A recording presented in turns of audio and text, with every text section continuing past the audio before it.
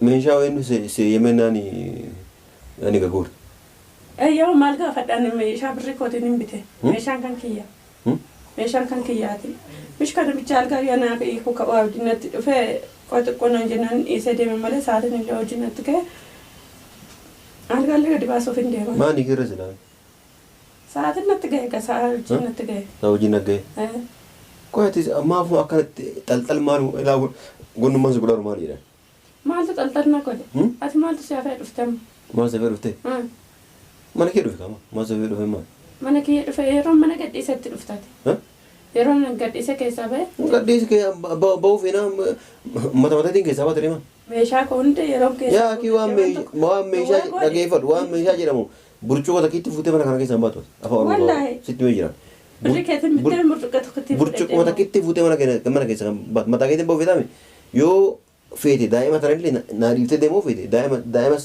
lafa dhiisiti mataa keetiin ba'uu feetaame malee mataa keetiin feetee bakka feete arguu dandeessa afaan oromoo gabaabaa jechuudha. Akkatti dhuftee maal? Akkatti dhuftee maal? Keefitti osoo an lubbuun jiru meeshaa kana baaftee akkam eessa geessu deemtu? Eessa geessu deemtu? Maal keessaa qabda? Wayi itti dafqitee itti fiddee? Wayi si bittee? Ana meeshaa kan bitu?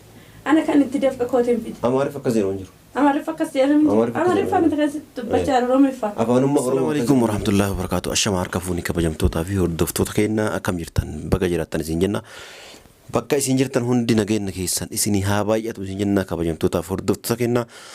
Har'a maal qabattee dhuftee jechuun keessan ooluu dhugaa dubbachuudhaaf har'a akka ajaa'iba kanaan aarii na fide jechuudha har'a dhugaa dubbachuudhaaf. Aariitiin jechuudha kan dhufee har'a dhugaa dubbachuudhaaf kan tokkiyaa maaltu si aarsee akkamitti aartee jechuun keessan oolu dhugaa dubbachuudhaaf har'a akka ajaa'iba kana aarii jira maaliif yoo jettanii akkuma agartan jechuudha. Meeshaa kana dura reefuma ol guuree jechuudha meeshaa saala kana jiru jechuudha.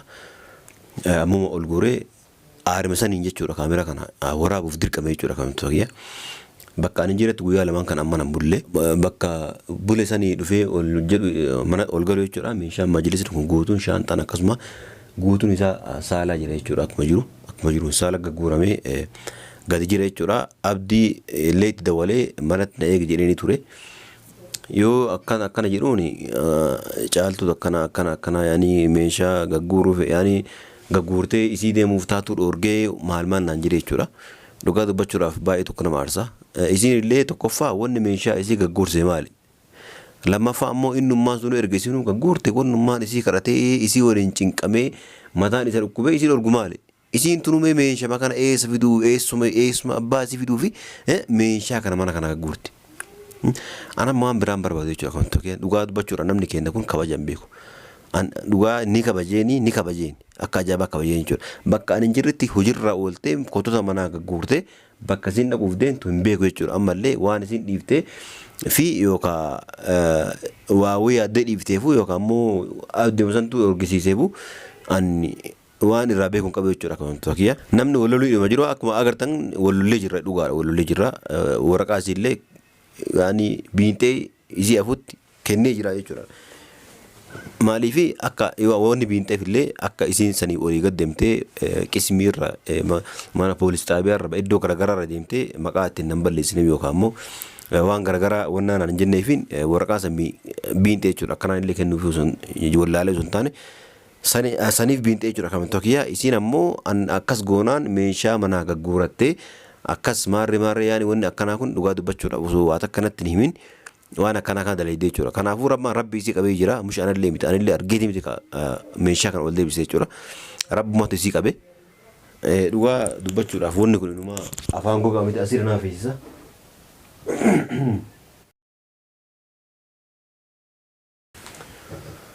inni akkasii qabamtoo kiyyaa akkasii dhugaa baay'ee nama aarsa anama wanni barbaadu maalidha wanni an barbaadu isallee kanaan jedhe isa malee ana walumaa galatti meeshaa gagguurame argee garuu viidiyoo waraabamtee chaanala isii irratti illee gadhiifamtee argee jira. Ana mamee walumaa galatti akkuma nama argine akkuma nama viidiyoo sanillee arginetti yeroo isiin dalagaa dhufte maaliifi meeshaa hundi gagguurte maali jedheetuma gaafadha naga'umaan. Maaluma gamee sababa gagguurteef isimmaan yoo dhufte natti himtu. Kanaaf gagguuree kanaaf akkas godhee kanaaf akka kana godhee haa jettee natti himtu jechuudha. Yoo ammoo ka dhugamaan sin barbaadu kalaas meeshaa keellee fudhee deema ka jettu hoyi kataa yoo taate ani isin dhorgu jechuudha. Haa deemtu rakkoon qabu. Isin garuu meeshaa kana habbaa takkatti illee firii takkatti illee qabdee mana kanaa kan baane isin ittiin dhiisu jechuudha. Mucaa isii yoo fudhadhee deema jette haa deemtu yoo ammoo mucaa illee sii dhiisee yoo kati inni deema jiru taate rakkoon qabu. Mucaa yoo dhiiftee haa deemtu jechuudha. Akka itti guddifatu anan beeka jechuudha walumaa gala qabeen tokkiyya. Akkasii mee amma kaameraa kee dhufadheetu sa'aatii isin dhufti jechuudha. Waan isin jettu kana waan isin jettu fuulduruma keessanii jechuudha gaafadha. Walumaan waan isin jettu walumaan dhageenya jechuudha. Hanga xumura sagantaa kennan hordofaan affeera keenya nagaan nu tura.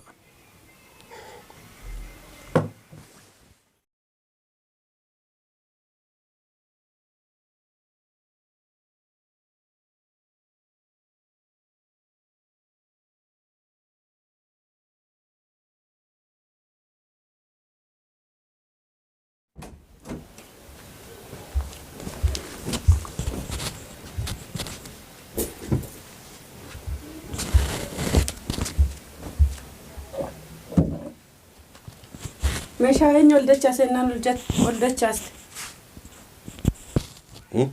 eenyu ol dachaase ol dachaaste Atiin dha gurguru jeenaa gurguru.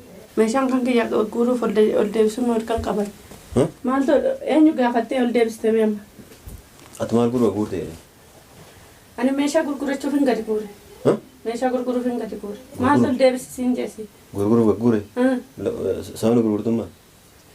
meeshaan kan qootame waan hin barbaade godhuu mirgan qaba La sababni gurgurtuuf eessa geessuuf gurgurte meeshaa duraati. naan gurgura ansiin jedhe naan gurgura Sababni gurgurtummaa. ani meeshaa kana kotota isa kana gurguridhee firaashii tokko itti bitadhee daa'ima qofan mana kireeffadheetti jiraadha Sababni maal?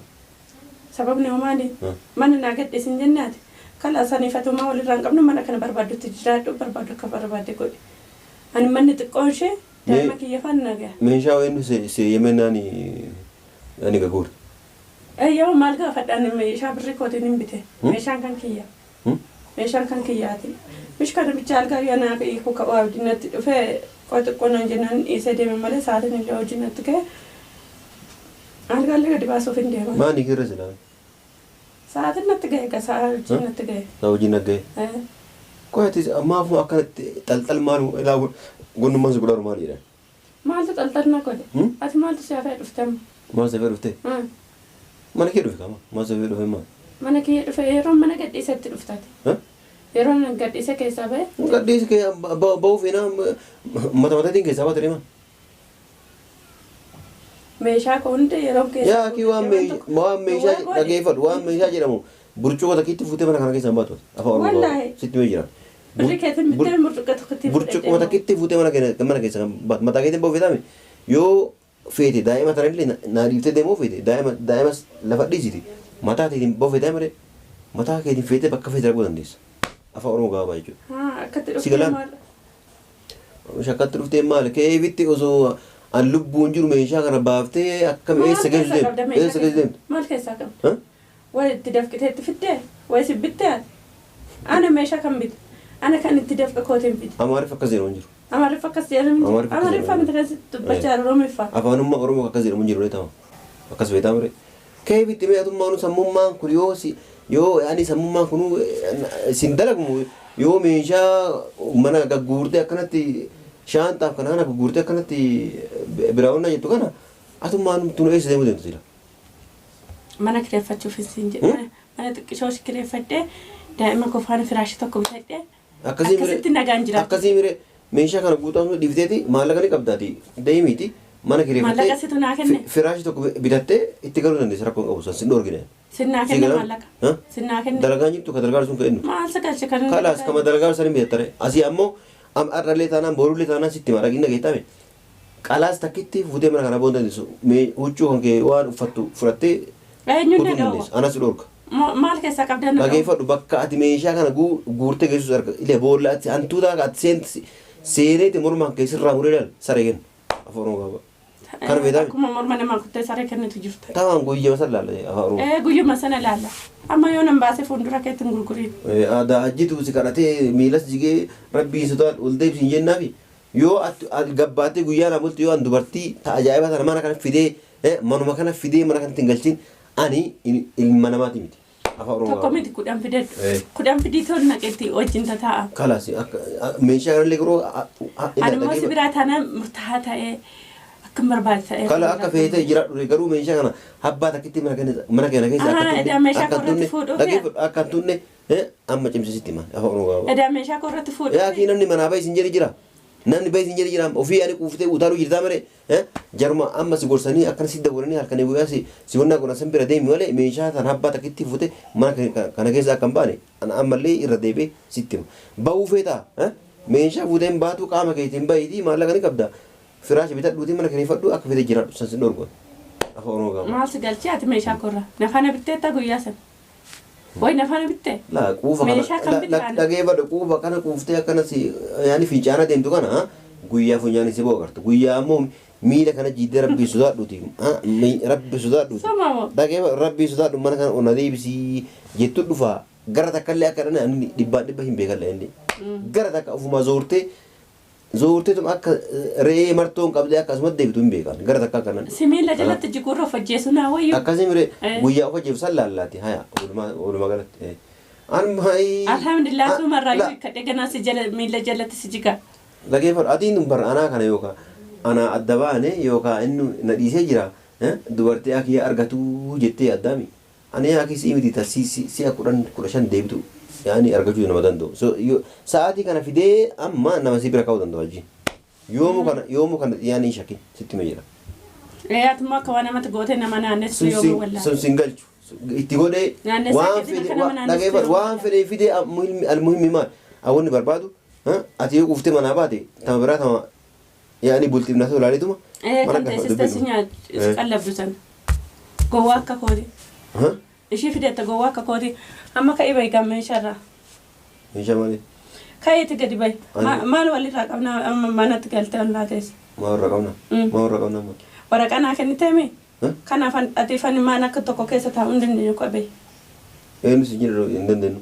Akkanuma gaa. Eenyu si jedhu hin dandeenyu? Namni waliin waliin taa'uu danda'a? Namni waliin taa'uu danda'a? Waliin taa'uu danda'a? Amma eenyu taa'u hin jedhu? Namni taa'ee dirqii taa'u hin jedhu jira? Ka'ii mana kooti gadi baheessi.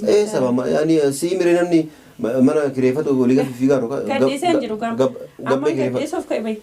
Amma gadhiisuuf. Garri ba'u hin jiruuti ka mana kireeffatu walii gafi fiigaa roga kana gabbaatee sa'aatii amma kana kireeffachuu dandeessa mana daa'imati illee barbaadde as naa fiddeeti na bira kaa'uu dandeessa nama itti naa guddisuuf akka itti guddaa barana beeka.